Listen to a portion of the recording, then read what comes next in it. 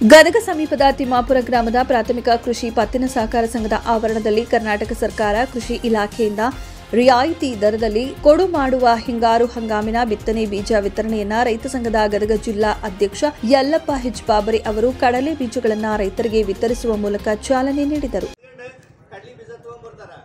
ಆ ರೀತಿ ನಮ್ಮ ರೈತರಿಗೆ ತೊಂದರೆ ಆಗಲಾರ್ದಂತಾಗ ನಮ್ಮ ವ್ಯವಸಾಯ ಸೇವಾ ಸಹಕಾರಿ ಸಂಘದ ಅಧ್ಯಕ್ಷರು, ಪದಾಧಿಕಾರಿಗಳು ಮತ್ತೆ ನಿರ್ದೇಶಕರು ಎಲ್ಲರೂ ಕೂಡಿ ಈ ಒಂದು ಯಶಸ್ವಿ ಕಡ್ಲಿ ಬೀಜ ವಿತರಣೆ ಕಾರ್ಯಕ್ರಮ ನಮ್ಮ ಗ್ರಾಮದಲ್ಲಿ ನಡೆದು ಎಲ್ಲ ರೈತರಿಗೂ ಕಡ್ಲಿ ಬೀಜ ಸಮರ್ಪಕವಾಗಿ ದೊರೆಯುವಂತ ಆಶ್ವಾಸನೆ ನಮ್ಗೈತಿ.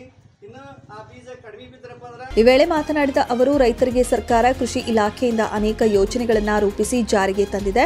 ಅದರಲ್ಲಿ ಪ್ರಮುಖವಾಗಿ ರೈತರಿಗೆ ಬಿತ್ತನೆ ಮಾಡಲು ಅನುಕೂಲವಾಗುವಂತೆ ರಿಯಾಯಿತಿ ದರದಲ್ಲಿ ಕಡಲೆ ಬೀಜ, ಜೋಳದ ಬೀಜ ವಿತರಣೆ ಮಾಡುತ್ತಿದ್ದು, ರೈತರು ಇದರ ಸದುಪಯೋಗ ಪಡೆದುಕೊಂಡು ಬಿತ್ತನೆ ಮಾಡಿ ಉತ್ತಮ ಫಸಲು ಪಡೆಯಬೇಕು.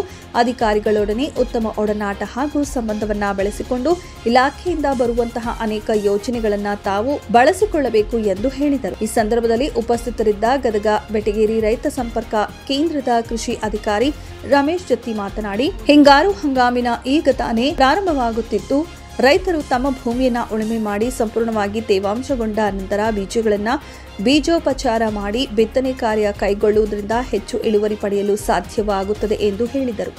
ನಮ್ಮಲ್ಲಿ ಬೀಜದ ದಾಸ್ತಾನು ತುಂಬಾ ಇದ್ದು, ಯಾವುದೇ ರೈತರು ಆತಂಕ ಪಡದೆ ಬೀಜಗಳನ್ನು ಪಡೆಯಬಹುದು. ಒಂದು ಪ್ಯಾಕೆಟ್ಗೆ 1160 ರೂಪಾಯಿ ವಂತಿಗೆ ಇರುತ್ತದೆ ಎಂದು ತಿಳಿಸಿದರು. ಈ ಸಂದರ್ಭದಲ್ಲಿ ಈ ಕಾರ್ಯಕ್ರಮದ ಅಧ್ಯಕ್ಷತೆಯನ್ನು ಸಹಕಾರಿ ಸಂಘದ ಅಧ್ಯಕ್ಷ ರಾಮಪ್ಪ ಹುಚ್ಚಪ್ಪನವರ ವಹಿಸಿದ್ದರು.